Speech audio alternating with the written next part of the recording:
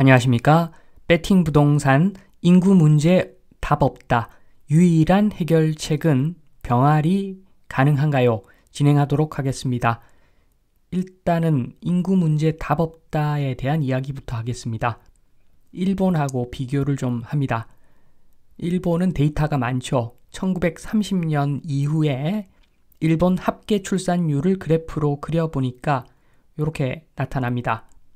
지금 보시면 합계 출산율 2.0이 깨진 시기가 1974년입니다. 1974년까지 합계 출산율 2.0을 넘었는데 1975년부터 2.0이 깨지기 시작합니다. 그리고 계속 내리막으로 가다가 반등도 있지만 추세는 내리막이죠. 그래서 지금은 합계 출산율 1.2까지 내려가 있는 상황입니다. 이번에는 출생아 수를 보겠습니다. 출생아 수는 1973년이 피크입니다. 1973년이 일본 출생아 수의 전고점 210만 명 정도 되고 지금은 계속 내려가서 73만 명 정도 됩니다. 많이 줄었죠. 출생아 수가 많이 줄었습니다. 한국 데이터 한번 보겠습니다. 한국 합계 출산율 그래프입니다. 한국은 1983년부터 합계 출산율 2.0이 깨지기 시작합니다. 1984년부터 2.0 아래로 떨어져 가지고 천천히 내려가다가 문재인 정부의 그 집값 폭등기를 거치면서 합계 출산율이 지금 0점대로 진입을 합니다. 0.72 지금 현재 숫자입니다. 엄청나게 안 좋은 숫자죠. 세계적인 숫자가 나와버렸습니다. 한국 출생아 수를 보겠습니다. 요거는 조금 다른데 지금 출생아 수가 전고점이 대략 1992년입니다. 1992년이 전고점이고 73만 명 정도, 지금은 23만 명 정도 출생아 수가 나옵니다. 어떻게 보면 좀 다행스러워 보이기도 합니다.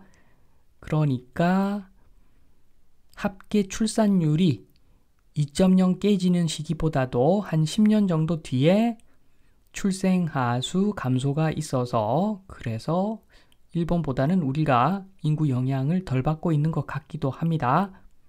데이터를 비교해 보겠습니다. 합계 출산율 위에가 일본이고 아래가 한국입니다.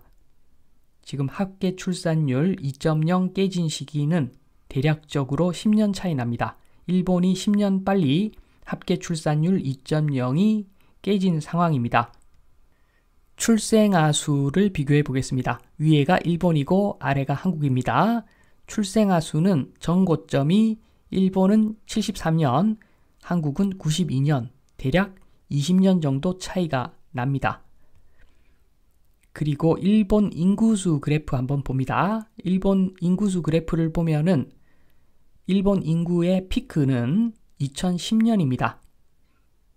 1억 2,800만 명, 요게 피크고 점점 줄어서 지금은 1억 2,500만 명 정도 됩니다.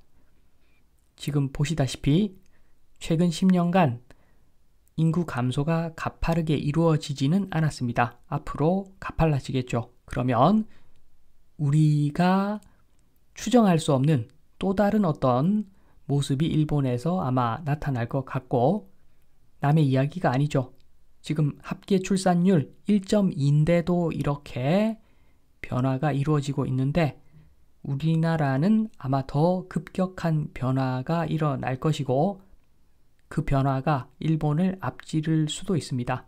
속도의 문제인데 지금 1.2와 0.72는 엄청난 차이가 있기 때문에 어느 쪽이 극단으로 먼저 갈지 모릅니다. 일본이 먼저 갈지 한국이 먼저 갈지 지나봐야 알 것 같습니다. 한국과 일본 수도권 집중도를 한번 비교해 보겠습니다.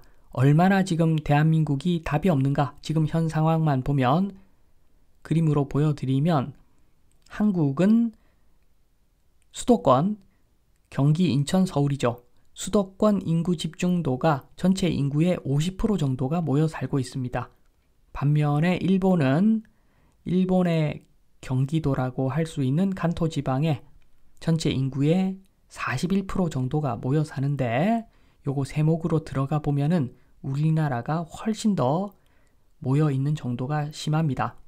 50%, 41%, 요 9%의 차이 이상으로 우리나라가 심하게 밀집하여 지금 살아가고 있는 상황입니다. 요게 현 상황입니다.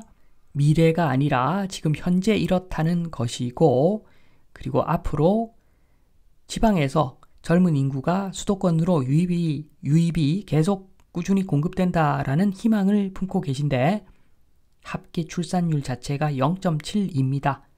지방에서 없는 살림에 서울로 인구를 추가로 빨아당기겠다. 야심찬 생각이라고 보여집니다. 과연 그렇게 될까? 지금보다 더 집중화가 더 진행이 된다면 국가 기능이 제대로 발휘가 될 수 있을까? 여러 가지 생각이 들게 만드는 지금 그림입니다. 반면에 일본은 1.2 정도로 출생을 하죠. 이러한 우리보다는 많은 인원에서 추가로 수도권에 유입될 여지가 조금은 더 있겠죠. 일본이. 그래서 이 그림만 딱 보시면 바로 아십니다. 엄청나게 심각합니다. 한국은 인구 문제 관련해서 지금은 답이 없습니다. 그런데 제가 답을 한번 만들어 보겠습니다. 한국 부동산 지금 답이 없는데 유일한 대책 답을 한번 만들어 보면은 이게 받아들여질지 안 될지는 모르겠지만 지금 어떤 윤리 문제까지도 건드려야 되는 상황이 온 것 같습니다. 병아리가 되면 됩니다. 병아리. 왼쪽이 지금 현재입니다. 만약에 출산율 2.0이라고 가정합니다. 남녀가 만나서 일남 일녀 아이를 낳습니다. 그리고 그 옆에 그 아래줄 옆에 보면은 파란색은 며느리하고 사위입니다. 외부에서 공급되는 거죠. 그래서 파란색으로 별도 표시했고 이래서 또 아들 하나 딸 하나 이렇게 세대를 거듭해 가면서 애를 낳으면 합계 출산율 2.0의 의미는 단지 인구 유지라는 겁니다. 반면에 오른쪽 한번 보겠습니다. 병아리가 되는 거죠.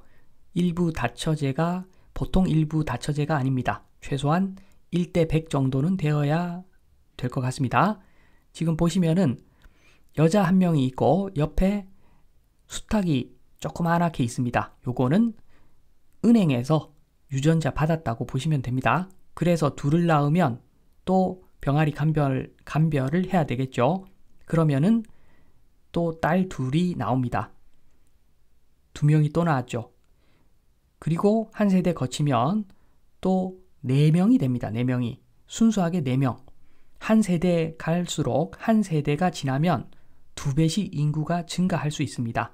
합계 출산율 2.0일 경우에. 그런데 대한민국 합계 출산율이 1.2 정도까지 회복하면은 잘한 것이겠지요.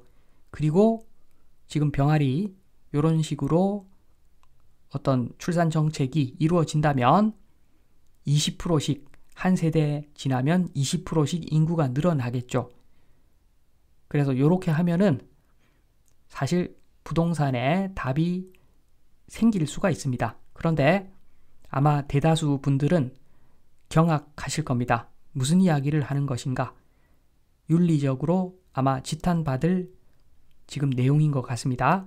그 이야기는 지금 한국 부동산을 답 있는 상황으로 만들 수 있는 지금 그러한 어떤 경계심, 그런 절박한 마음이 아직은 대한민국에 없다. 그래서 현재로서는 한국 부동산 답 없다. 답 없습니다. 지금 절박하지 않으니까 출산하면은 특례로 저금리 대출하고 이런 이야기가 나오는 겁니다. 절박함이 전혀 없기 때문에 지금 한국 부동산은 답이 없다. 말씀드리면서 이만 마치도록 하겠습니다. 감사합니다.